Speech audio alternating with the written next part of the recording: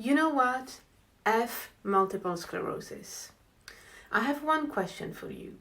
Will you be satisfied with your fate, or will you try to take matters into your own hands despite the fact that you have been diagnosed with an incurable disease?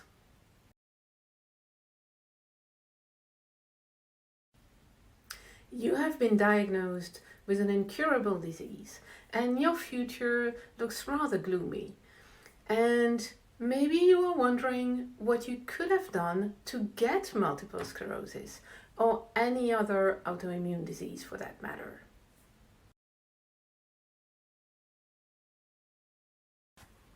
Do you really want to know why you have multiple sclerosis? Most importantly, would you also love to know how to get your life back? Then stay tuned.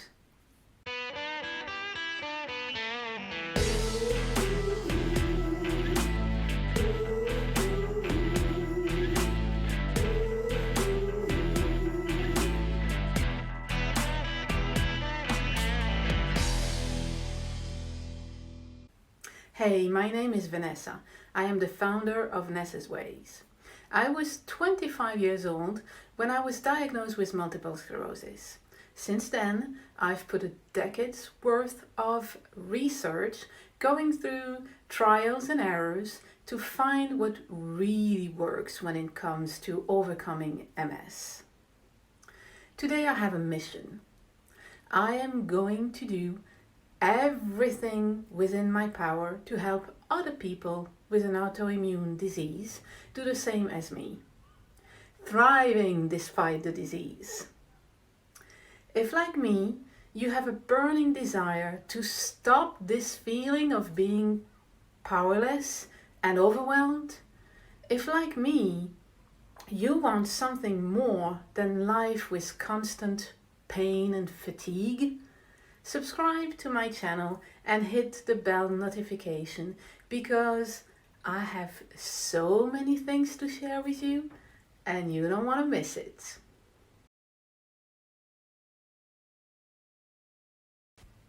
Multiple sclerosis is not a rare disease. 1 in 3,000 people have been diagnosed around the world so far. It's about 3 million people who have to live with it. Europe and America are the two continents with the most prevalence. This could be due to the fact that these are places where access to medical care is more common. But this is not the only reason, though. Studies have shown a direct link between multiple sclerosis prevalence and sunlight exposure. The primary method for people to get vitamin D influences the risk of getting MS and the trajectory of the disease for people who already have it. The farther you travel from the equator, the more common MS becomes.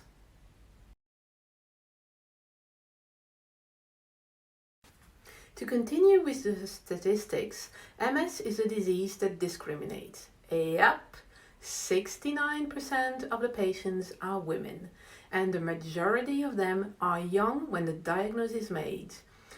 32 years old is the average age at which a woman gets diagnosed. You do know that multiple sclerosis is an autoimmune disease.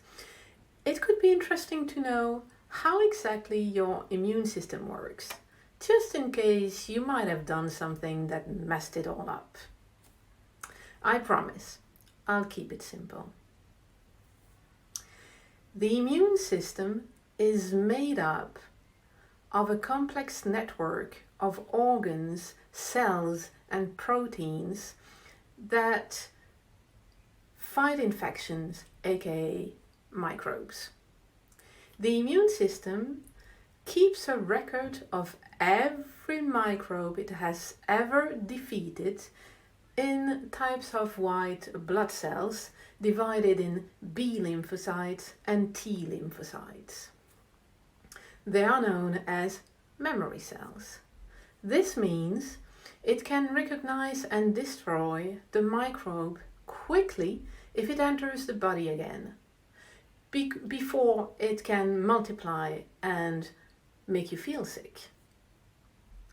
Our immune system is a beautiful machine that sometimes gets confused and attacks its own cells. What happens with autoimmune disease is the immune system, your immune system, think it recognizes an enemy protein and launches the counterattack at full power. In the case of MS, it is the myelin protein that is identified as the enemy.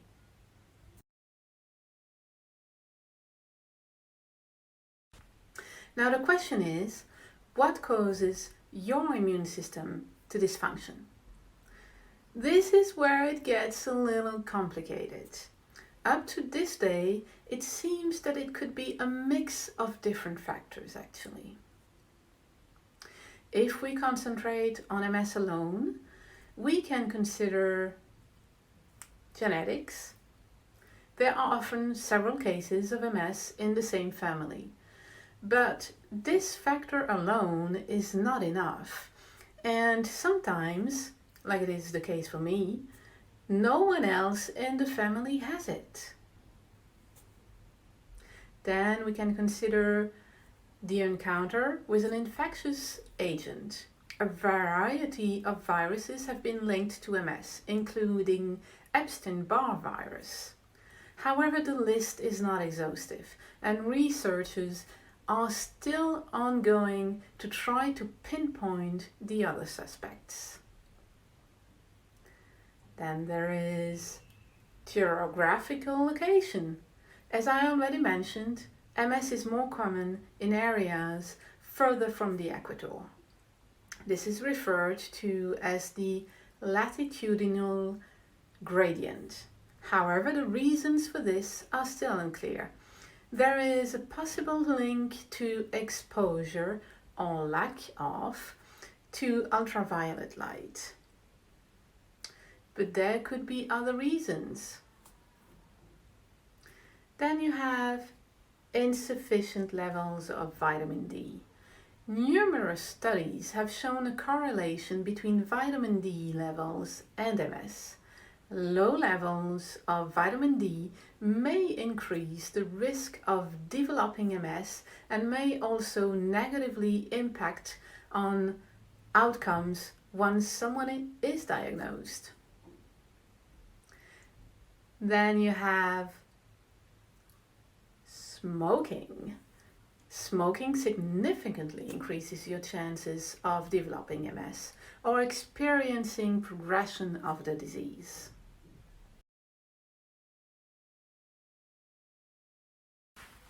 Although we have some leads, the majority of them cannot be blamed on you. Anyway, I don't know about you, but I would rather focus on what I can do about it than try to spend too much energy figuring out why do I have multiple sclerosis. And even when I think about my son, as I could worry that he develops it one day, there are way too many factors that I have very little influence on, such as genetics, where we live. I am not going to relocate in a new country just for MS.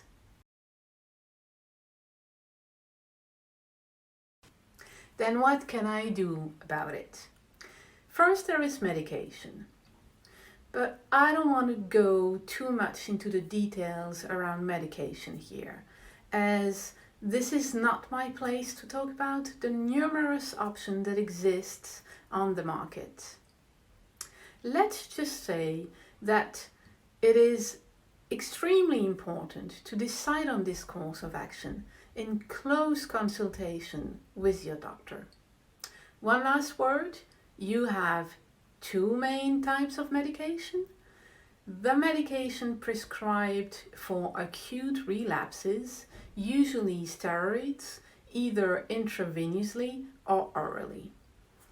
And then you have, with a different objective, the DMD, disease-modifying drugs, to slow the rate of progression or reduce the number of relapses.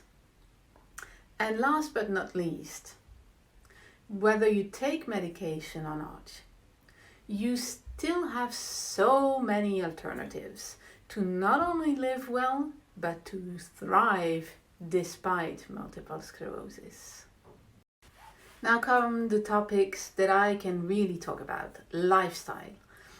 Now this is the part where you can have the most control, and this is also the part where you can do so many things, change so many habits, that you might quickly feel overwhelmed and lost.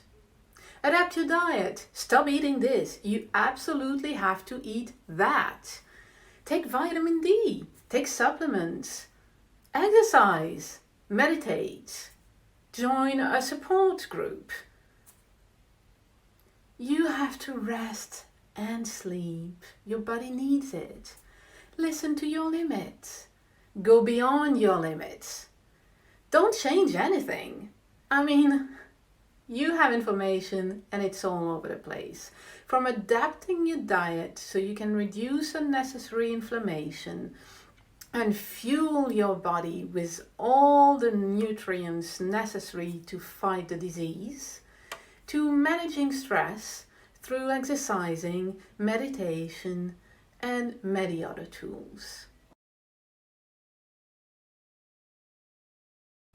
As you most probably are looking for ways you can get your life back, be the old you again, have more energy to do the things you used to do, and beat fatigue for good, you find out that there are so many tips, videos, and support from associations and professionals that you don't even know where to start. Not to mention the fact that all of these tips and informations are generalized, so you may not recognize yourself, or you may find it too complicated. What if you started by asking yourself what your biggest pain point is, instead of trying the latest MS diet or yet another supplement? Why don't you sit down for a moment and write down what you've already tried to do, what worked but you didn't make it a lasting habit, what makes no difference at all to you? Start your own learning curve. After all, we are all unique, have different symptoms of MS, react differently. Is it your fault that you have multiple sclerosis? Is it due to something you did consciously or unconsciously? Most probably yes. But as I've explained before, rather than trying to find the suspects, whose fault it is, I prefer to spend my energy on taking control of the trajectory of this incurable disease. You have a multitude of leverage at your disposal, but it is not so easy to make them your own, nor to prioritize them. If we had to do everything at once, then we would become slaves to the disease, spending all day putting in place habits and strategies to simply get by. Let me tell you this. It is not necessary. There are ways to prioritize and adapt certain habits that are sometimes, let's face it, restrictive.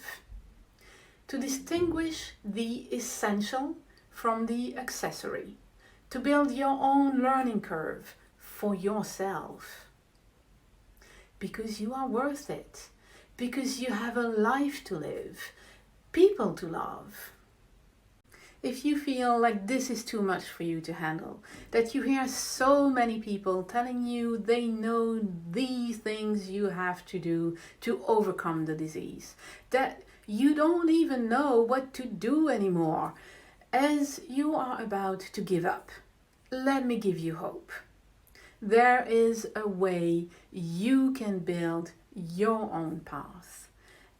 I have a course packed with practical tips and tools to help you prioritize the work on your mind, your body, and your soul to overcome fatigue and thrive in the face of mental and physical challenges.